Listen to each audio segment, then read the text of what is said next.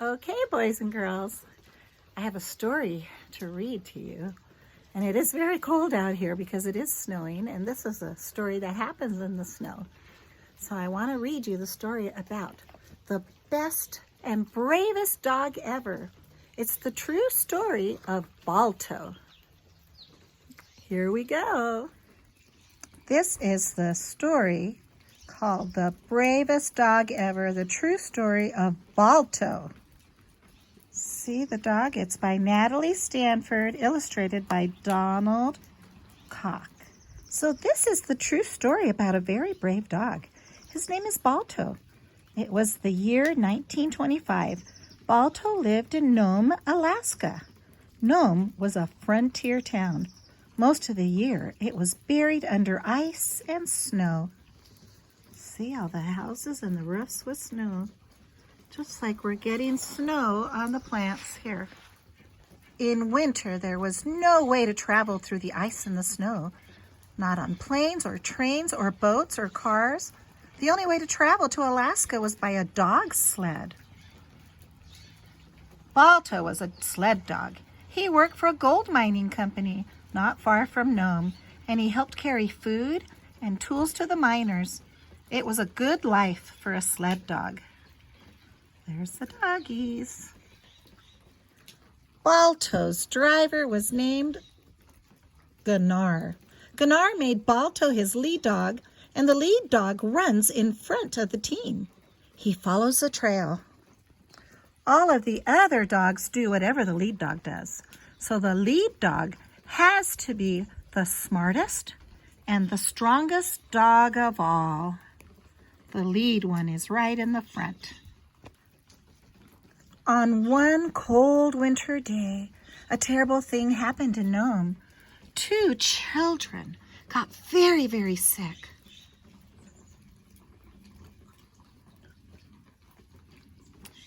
Their parents called the doctor, and it was the only doctor in the whole town. When the doctor saw the children, he was very worried. The children had a very terrible sickness. It was called diphtheria. The doctor did not have the medicine he needed. Without the medicine, the children would surely die. And many other people in Nome would get diphtheria and die too. The doctor knew that he had to get the medicine fast. The hospital in Anchorage, Alaska had medicine, but Anchorage was 800 miles away. The doctors in Anchorage put the medicine on a train, but soon the train got stuck in the deep snow. The train was still 700 miles from Nome. The people of Nome had a meeting. Everybody was scared. What are we going to do? Asked the doctor. We have to get the medicine. At last someone said, what about a dog sled relay? When one team of dogs gets tired, a new team will be ready to take over. And the room buzzed with excitement. That did seem like the quickest way to get the medicine. But the doctor frowned. It would take about 15 days. That's way too long. Maybe the doctor was right. There was no other choice. So the mayor spoke over the radio. Please help, he said. We need the best drivers and the dogs to help our town. Gunnar heard the mayor on the radio. Gunnar knew he had the best dog team and the best lead dog. Balto would come to the rescue. On January 27th, 1925, the race to Nome began. There were 21 dog teams were in the relay. Each team waited at a different stop. These were the cities with the stops in Alaska. The first driver took the medicine from the train, and he wrapped it in fur to keep it from freezing. And then he drove the dogs as fast as they could to the second stop. He made his run in good time. But soon the wind began to blow hard. The air grew colder, and a blizzard was coming. It was one of the worst storms ever, and still the race for each dog team to make it to the next stop. In one team, 2 dogs froze to death. So the driver hitched himself to the sled, and he helped the dogs run, his dogs, and pull through the snow. Gunnar and Balto waited at the stop in the bluff. They were going to run 31 miles from Bluff to Point Safety. That was the second to the last part of the race. But the storm had slowed things down, and Gunnar had been waiting for 2 days. He did not sleep. He wanted to be ready as soon as the medicine arrived. There he is waiting. At last, Gunnar heard the dogs barking. The medicine was here. He put it on the sled, and with a small stove and a little bit of food. And then he hitched up his dogs, and Balto stood proudly in the lead. Gunnar cracked his whip. Mush, he cried. That meant go. And the team ran out into the snowy night. At first, the team made good time, but soon the snowdrifts blocked the trail, and the dogs sank to their necks in snow. They could not move. They soon began to panic, but not Balto. He stayed calm, and he helped all the other dogs while Gunnar dug them out of the snow. At last, the team was on its way again. They got stuck in the snow, those poor dogs. The team crossed the frozen river. The dogs in the sled slipped and skidded on the ice. Oh no! Over went the sled. Gunnar got it up again. But the medicine was gone. Wildly, Gunnar dug for the medicine.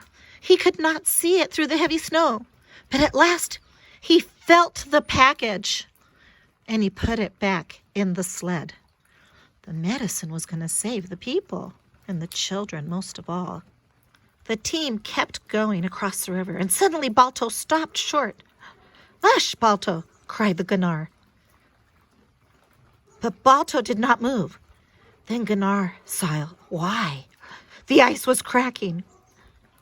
If the team fell into the river, they would all drown. Oh no.